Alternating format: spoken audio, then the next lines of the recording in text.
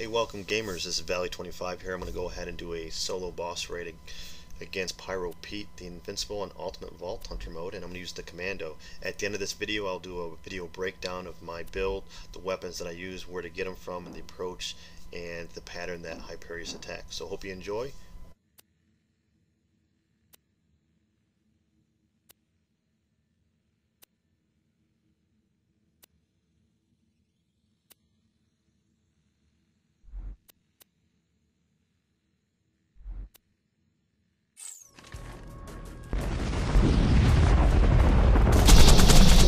Killing time!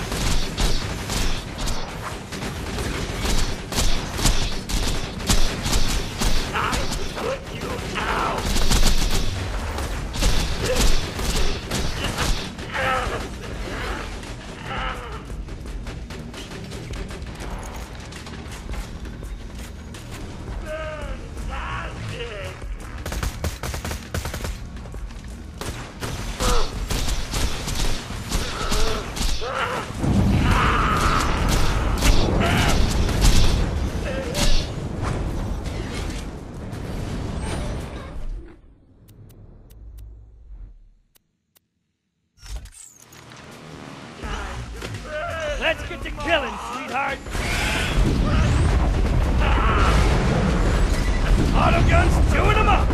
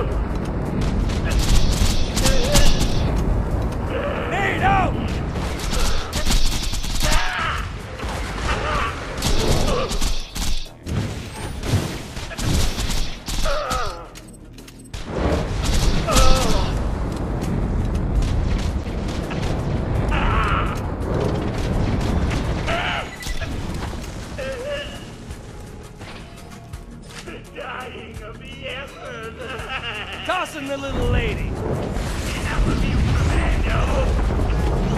Yes, more of that.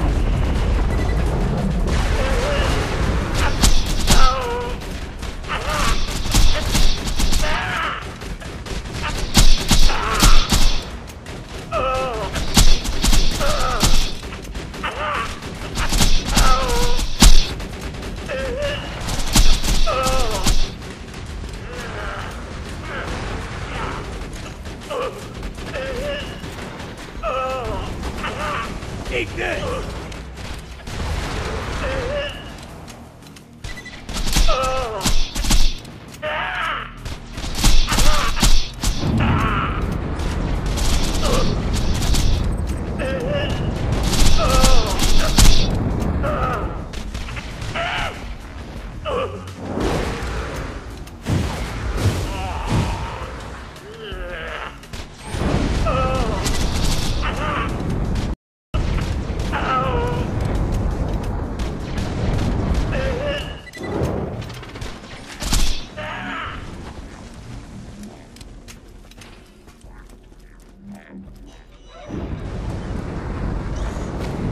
Deploying sentry!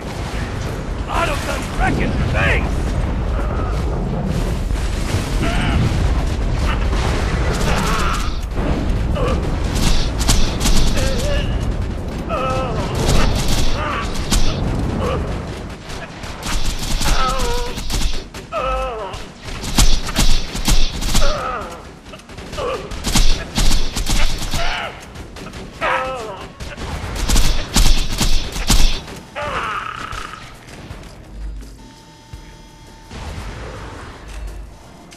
Alright guys, we're going to stop here and do a little video breakdown and look at my build, my approach, and an understanding of what Pyro Pete's fighting pattern is.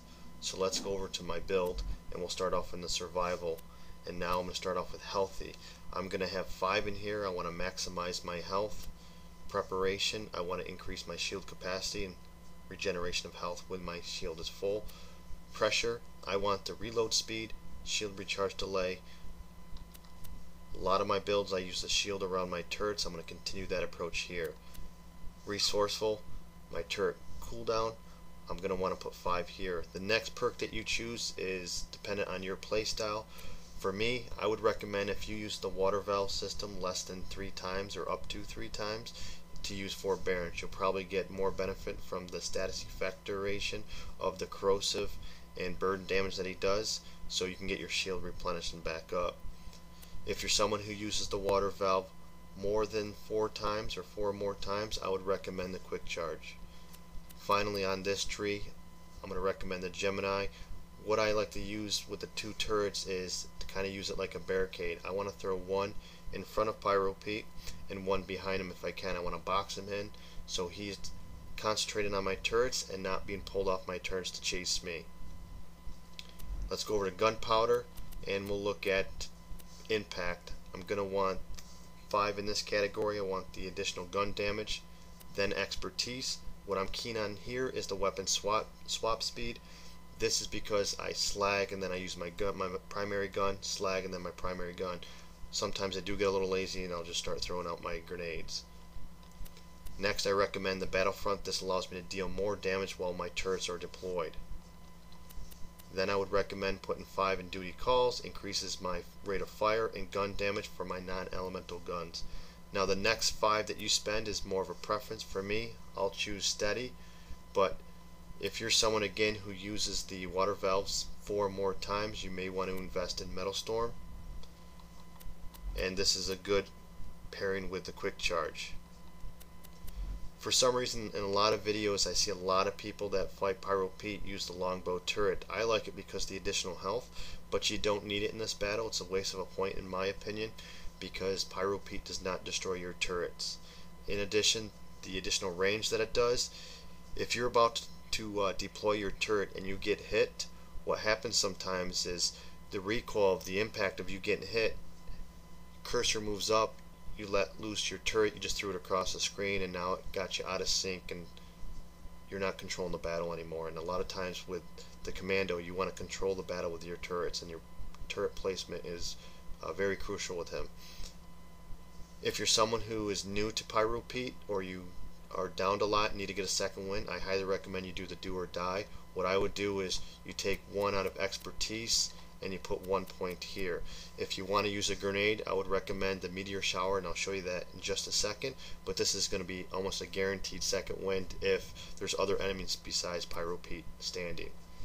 In the gorilla tree, I'm going to put 1 point in sentry and I'm going to put the remaining 3 in ready. I like that reload speed. I want to be shooting more than I'm reloading. And then again the sentry, I like that additional turret duration. The more the turret, longer turret is out, the more damage I am doing. As you notice, I did not have my Baddass rank enabled, so all these bonus stats are not implied. Typically I messed up a couple times on my run and I think I'm slightly over 4 minutes, but typically this run I can do within 3 to 4 minutes time period without having my stats enabled. Now let's go over to my equipped items. The first weapon that I use is a slag weapon. It does not matter which weapon you use. This is more of a preference for you, so you don't have to use the exact same weapon I have here. It could be a blue weapon, a green weapon, doesn't matter. You're going to want a slag weapon. If you do want the slag weapon, this is dropped from Hodunk. Next is the Norfleet. I typically don't use this unless I get out of sync, and when I go to hit the water valve I don't have my turret to deploy my nuke sentry gun to do that aerial splash. I'll pull out the Norfleet to go ahead and use that. This is dropped by Hyperius and Verminious, so if you want to farm for this, you definitely can. My first primary weapon is the Omen. This is dropped from the Ancient Dragons in the Tiny Tina DLC. This is my weapon of choice to bring down a shield, which I can do in less than a minute. My second primary gun in dealing with his health is the double penetrating Unkempt Herald. This is dropped from Savage Lee, and you can also get it in the Torgue vending machine. The shield that I use is dropped from Hunter Hellquist. If you can get a immunity burn or immunity corrosive, that's the one you're going to want to go with. This is good for the amp damage. That's what I use. The reason why I messed up on my run, I got a lot of damage that I took, and a lot of times my shield wasn't fully charged to take use of this amp damage. This is also dropped from Pyro Pete. It's dropped from the Ancient Dragons. It's dropped from the Treeants, so most likely you came across this. If not, I'm sure you will. Next is my go-to grenade. I like the magic missile. It's from an ultimate badass sorcerer. If you use the do or die perk, what I would recommend is the meteor shower. If you can get the sticky homing longbow meteor shower, if there's other enemies besides your main boss out, it almost guarantees you a second wind. It's a great grenade to use and a guaranteed second wind. Now the two relics that I used, is the Bone of the Ancients was the first one I used. This is dropped from the Loot Midgets. This is what I used to deal and drop his shield down. The second relic that I switched to was the Sheriff Badge. This is dropped from the Sheriff of Lynchwood, and this is pretty easy to farm, and this is what I used paired up with my Unkempt Herald. So as you notice, when I called Pyro Pete down, he came down from this door here, dropped in the middle of the board here, and I trapped him with my turrets. When my turret got down to about 10% health, as you noticed, I worked my way back to this corner right here. Okay, this allows me to avoid that aerial damage that he does, that's corrosive or fire damage, and after that I go on and start attacking him. Now if you got less legendary weapons or weapons that do less DPS, I'm going to show you a little maneuver that you can do, which I kind of did, and you can apply this and you kind of repeat. What you pretty much do is, he does two attacks. He does a side to side, left to right motion with his hands, and he does corrosive and fire damage, and then he shoots some fire and corrosive bombs in the air. When he does that the second time, so he does that routine twice, he does it once and does it the second time. After the second time he makes a comment about fire, and then he does that aerial attack. If you keep him in this area where I have my crosshairs, there's 4 points I like to hide. One's right here, one's right there, and right there. Typically what I do is, if I get him right here, I'll hide back here and I'll avoid that. Even if you have very bad weapons and you get used to this pattern, you can completely kill Pyro Pete without using the water valve once. So practice that, get that routine down. Once you get better weapons, you can be a little more aggressive and so forth. But what I like to do again is I like to keep him in this area right here as close as I can to this wall. This allows me to hide in there, and then again I rinse and repeat. As you notice, whenever I went to the water valve, I tried to have my turret ready to deploy, so I went ahead, activated this, waited for the spider ants to come out of here, drop down, and then I drop my turrets out. And I do that area splash and knocks them all out. So that's pretty much my technique. If you'd like to see a different approach or me solo another raid boss, please let me know. My main character I do play with is the Commando. So I hope you found this video useful.